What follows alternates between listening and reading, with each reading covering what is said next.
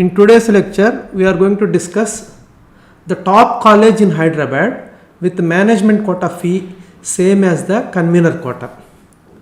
So మీరు హైదరాబాద్లో ఏదన్నా టాప్ కాలేజ్ చూడండి, టాప్ 3 to 5 కాలేజెస్ చూడండి, మేనేజ్మెంట్ కోటా సీట్ కావాలి అని అడిగితే మినిమం 10 లక్షల నుంచి 15 లక్షల దాకా చెప్తారు.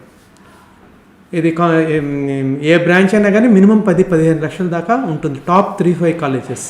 నేను management quota fee, convener quota fee రెండు సేమ్ అని అంటే మీరు ఏదో ఒక average college, below average college చెప్తున్నానని అనుకోవద్దు. ఇది టాప్ 3 కాలేజెస్లో ఒక కాలేజ్, టాప్ 3-4 కాలేజెస్లో ఉంటుంది. సో ఈ కాలేజీ ఎందుకు అలా ఇస్తుందంటే వీళ్ళకి క్వాలిటీ స్టూడెంట్సే ఇంపార్టెంట్, డబ్బు ప్రధానం కాదు.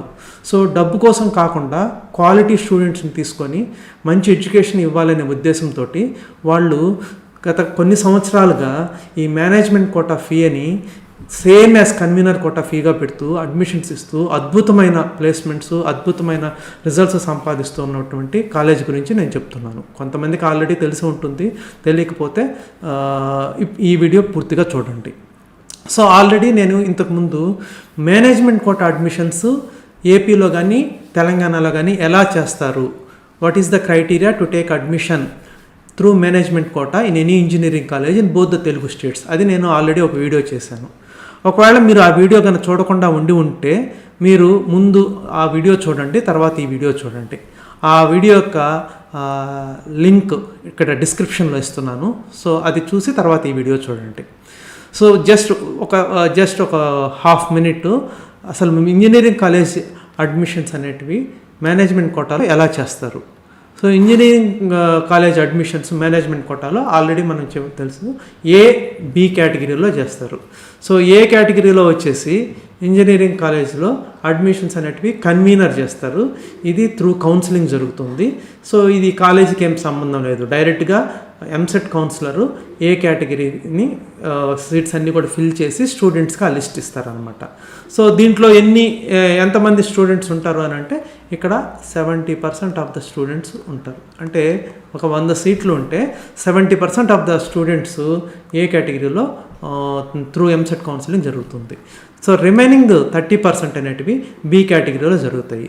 సో ఈ బి కేటగిరీలో ఆల్రెడీ ప్రీవియస్ వీడియోలో క్లియర్గా చెప్పాం, బి కేటగిరీలో 2 రకాలు ఉంటాయి, నాన్ ఎన్ఆర్ఐ అని, ఎన్ఆర్ఐ అనేది. సో వీటి యొక్క ఫీజులు కూడా మనము లాస్ట్ వీడియోలో క్లియర్గా చూసాం. తెలంగాణలో ఇప్పుడు నేను హైదరాబాద్ కాలేజ్ గురించి మాట్లాడుతున్నాను కాబట్టి, సో తెలంగాణలో ఎలా బి కేటగిరీ అడ్మిషన్స్ జరుగుతాయంటే, సో ఇప్పుడే మనం డిస్కస్ చేసాము how many B category seats are there. So B category seats అనేటివి మొత్తము 30% ఉంటాయి.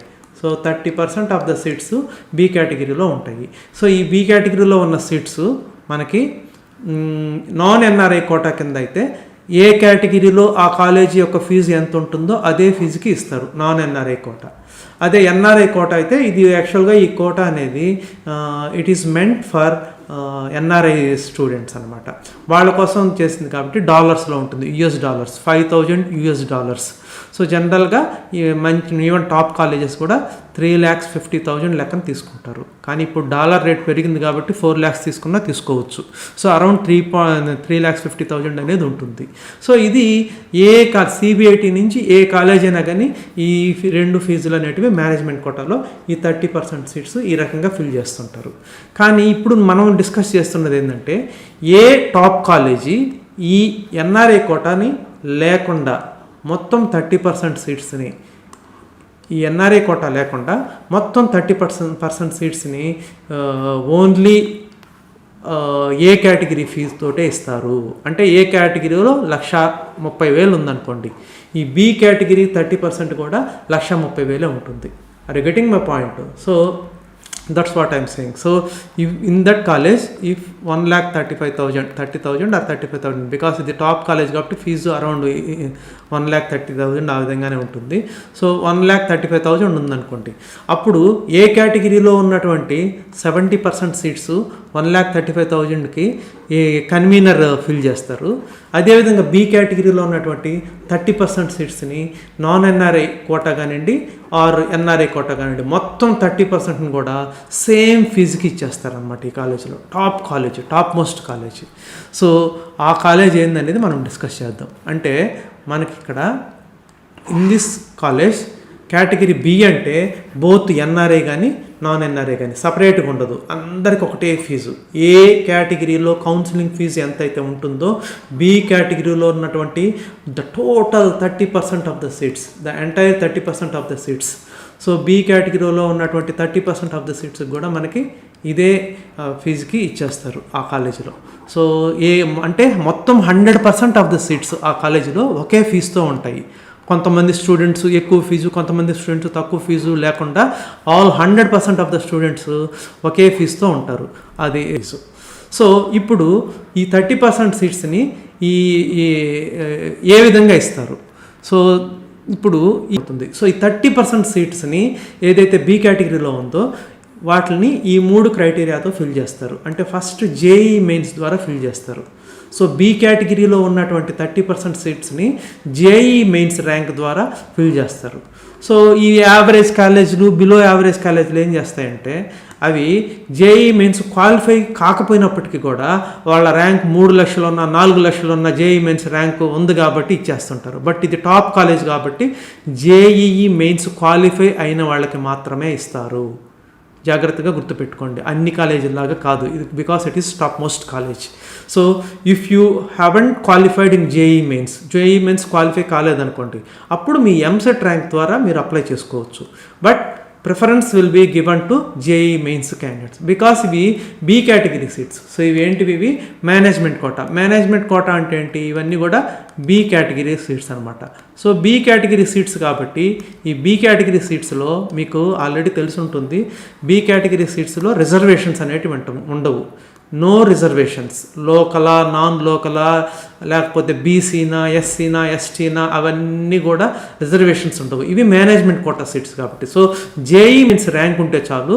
సో జేఈ మెయిన్స్ ర్యాంక్లో ఎవరికి మంచి ర్యాంక్ ఉంటే వాళ్ళకి కంప్యూటర్ సైన్స్ ఇస్తారు, లేదా వాళ్ళు ప్రిఫర్ చేసిన బ్రాంచ్ ఇస్తారు. ర్యాంక్ అంటే అప్లై చేసిన స్టూడెంట్స్ ప్రకారము మెరిట్ లిస్ట్ ప్రిపేర్ చేస్తారు. ఆ మెరిట్ లిస్ట్ ప్రకారం ఫస్ట్ క్యాండిడేట్ ఏ బ్రాంచ్ అడిగితే అది ఇచ్చేస్తారు, నెక్స్ట్ క్యాండిడేట్ ఏ బ్రాంచ్ అడిగితే అది ఇచ్చేస్తారు అనమాట. ఆ విధంగా పర్ఫెక్ట్గా మొత్తం ఆన్లైన్లో లిస్ట్ కూడా డిస్ప్లే చేస్తారు.